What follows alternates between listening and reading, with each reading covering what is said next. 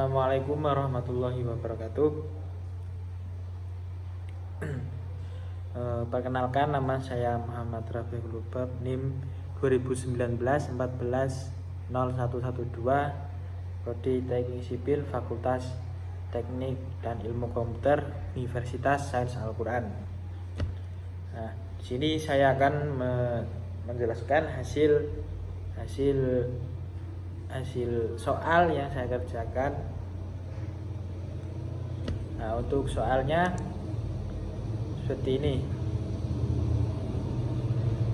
1-4. Apa tujuan dari survei tanah? Survei ini biasanya diperuntukkan bagi penggunaan apa dan kegiatan yang dilakukan untuk survei tersebut.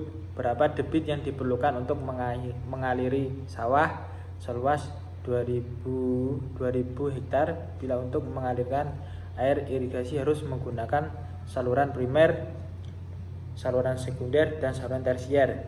3. Hitung daya yang akan dihasilkan oleh stasiun pembangkit listrik tenaga air yang dibangun pada sebuah sungai dengan debit Q 50 meter kubik per detik dan memiliki tinggi terjun H sama dengan 20,00 meter.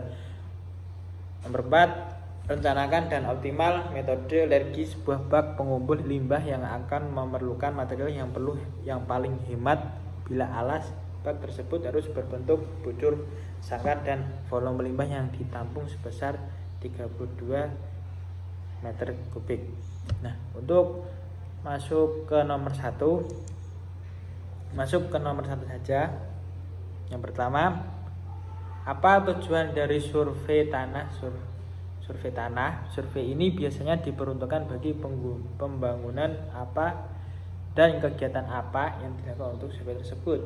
Nah, untuk survei tanah, tujuan survei tanah itu bertujuan untuk penelitian dan menyelidiki tanah dalam pengembangan sumber daya air, adalah untuk meneliti, mempelajari, dan menyelidiki keseimbangan serta perubahan fisik dari tanah akibat adanya beban dari luar atau beban yang berasal dari berat tanah sendiri.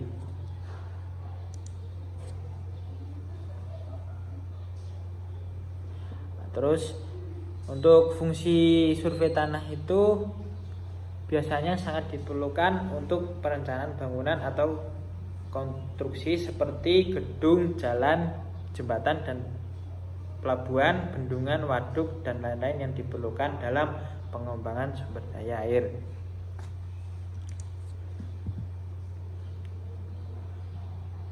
Nah, untuk kegiatan survei tanah itu untuk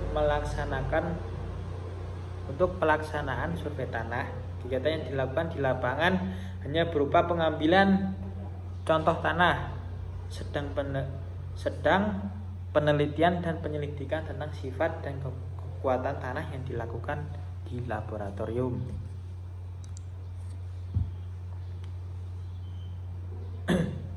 Nah, untuk penelitian dan penyelidikan di laboratorium, data-data ini bersifat dan kekuatan tanah yang perlu diteliti atau diselidiki di laboratorium adalah, yaitu yang pertama ada gradasi butiran, kadar air tanah, kadar pori, dan angka pori tanah, berat jenis tanah, tanah geser tanah atau geser test atau triksial, kepadatan dan ada kepadatan maksimum tanah atau G-proktor. Terus ada koefisien rembesan tanah, dan terakhir koefisien konsolidasi tanah.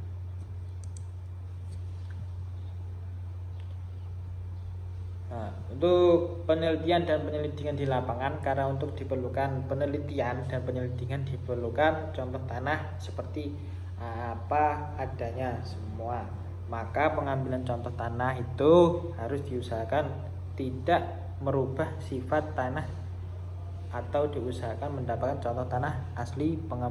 Pengambilan contoh tanah dapat dilakukan dengan cara yaitu membuat lubang pengujian atau test pit,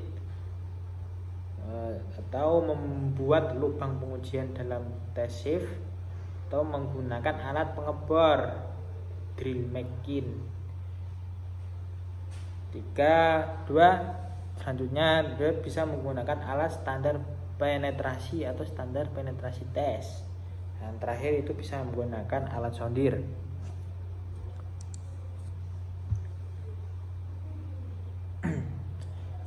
Untuk soal nomor 2 itu berapa debit yang diperlukan untuk mengakhiri sawah atau tanaman padi seluas 20 plus 2 digit NIM. Bila untuk mengaliri air irigasi harus menggunakan saluran primer dan saluran sekunder dan saluran tersier. Nah, diketahui luas tanah tersebut sama dengan 2012 hektar. Ditanya kisaran primer, saluran tersier, saluran sekunder, saluran tersier. Untuk nyanyi sebagai berikut.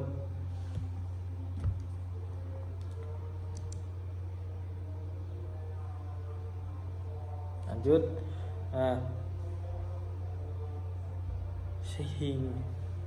Kesimpulan tadi bisa disimpulkan sehingga yang didapat itu 1,10 dikali 1,15 dikali 1,20 dikali 1,0 liter per detik per hektar dikali 2012 hektar, yang didapat itu 3,054 meter kubik per detik.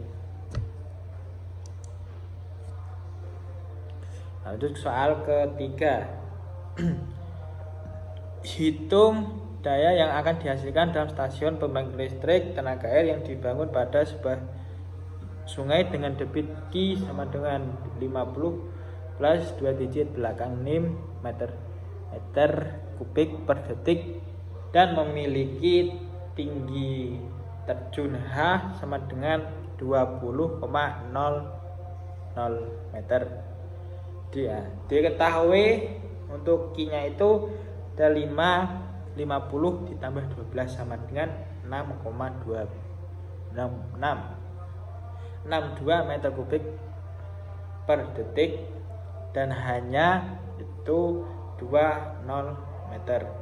Nah, untuk penyelesaiannya itu ada rumusnya seperti yang ada di slide tersebut, yang dimana ada faktor efisiensi generator yaitu sebesar 0,60 sampai 0,90. Ada gaya gravitasi 9,8 meter per detik. Ada Q debit aliran meter per detik. Ada H terjun alir tinggi terjun aliran meter.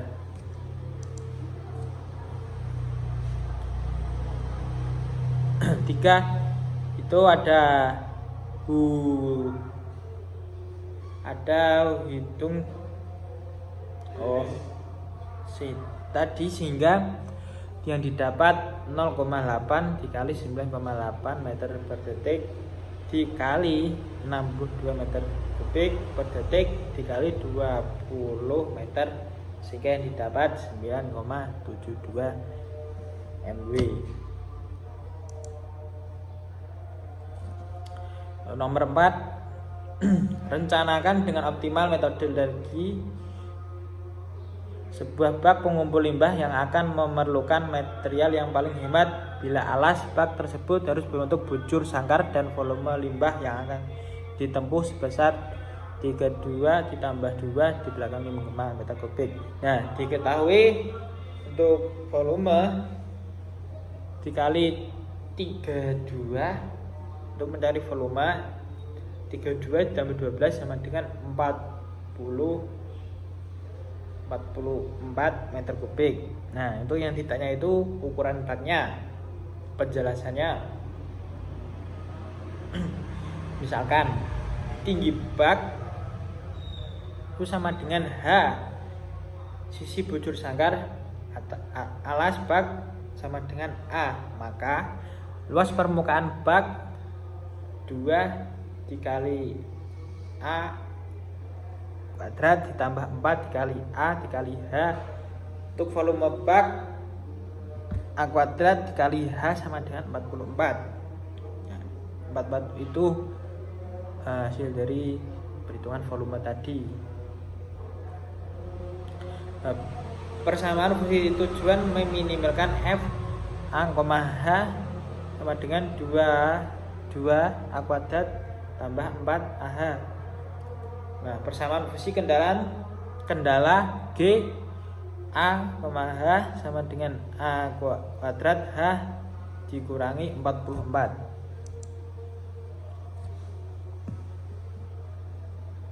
Nah, persamaan fungsi baru dengan faktor penggali leg L, H seperti tersebut bisa dibaca. Nah, dari persamaan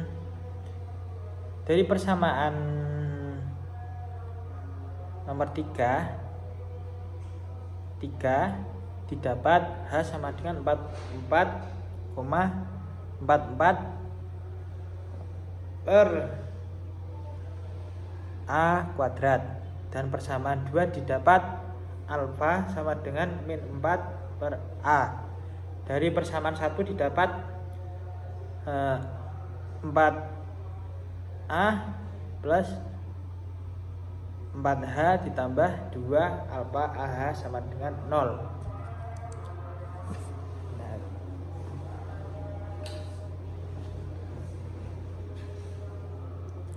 Nah, karena H sama dengan 44 per A kuadrat dan alfa sama dengan min 4 per A, maka persamaan 1 A4 4A ditambah 4 atau 44 per A2 ditambah 2 dengan 4 per A sama dengan 0, sehingga A sama dengan 4,0,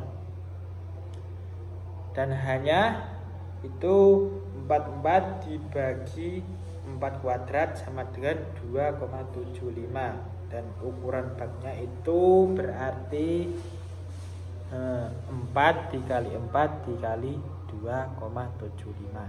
Nah, sekian, terima kasih. Apabila ada kesalahannya saya mohon maaf. Terima kasih. Wassalamualaikum warahmatullahi wabarakatuh.